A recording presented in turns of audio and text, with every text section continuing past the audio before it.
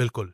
नीचे एक अंकी नाटक, वन एक्ट प्ले है जिसका शीर्षक है रामू किसान।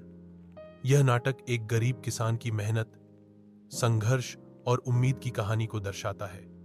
इसे स्कूल, गांवों के कार्यक्रम या मंच पर आसानी से प्रस्तुत किया जा सकता है। एक अंकी नाटक। रामू किसान। पात्र 1 रामू, गरीब किसान। 2 गुड़िया, रामू की छोटी बेटी। 3 राजू, रामू का बेटा। 4 रामू की पत्नी, घर संभालने वाली। 5 पड़ोसी किसान मोहन, समझदार किसान। 6 साहूकार, गांव का कर्ज देने वाला। 7 मुखिया जी, गांव के सरपंच। दृश्य 1 रामू का घर। मंच पर एक कोना, मिट्टी का घर, एक खाट, एक बाल्टी, कुछ बर्तन। रामू फावड़ा लिए खेत से लौटता है। उसके कपड़े मैले हैं और चेहरा थका हुआ है। रामू हाँफते हुए, आज फिर सूरज सिर पर चढ़ आया, मगर खेत में नमी नहीं बची। गहरी सांस, अब की बार बारिश ना आई तो सब बर्बाद हो जाएगा। पत्नी एक लोटा पानी देती है। पत्नी, पानी पी लीजिए रामू, बच्चों की फीस भरने की तारीख पास आ रही है। गुड़िया मासूम आवाज में, बाबा मैं डॉक्टर बनूंगी ना। रामू चुप हो जाता है, आंखें नम होती हैं, लेकिन मुस्कुराता है। रामू, हाँ बिटिया, तू जरूर बनेगी, चाहे मुझे और खेत जोतने पड़े। हर दृश्य 2 साहूकार का आना। साहूकार मंच पर आता है, अकड़ में बोलता है, साहूकार, रामू, पिछली बार का कर्ज चुका नहीं और फिर से बारिश नहीं हुई। अगर इस बार भी ना चुका पाए तो जमीन मेरी समझो।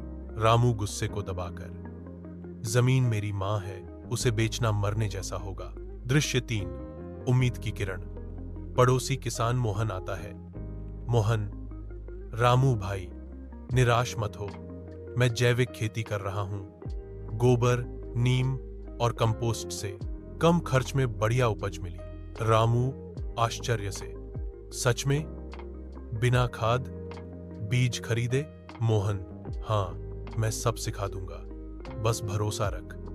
रामू की आंखों में चमक आती है। वह सिर उठाकर मंच के सामने देखता है। दृश्य 4 साल भर बाद। मंच पर वही घर, अब पास में कुछ टोकरी सब्जियों से भरी है। रामू प्रसन्न है। बच्चे स्कूल यूनिफॉर्म में हैं।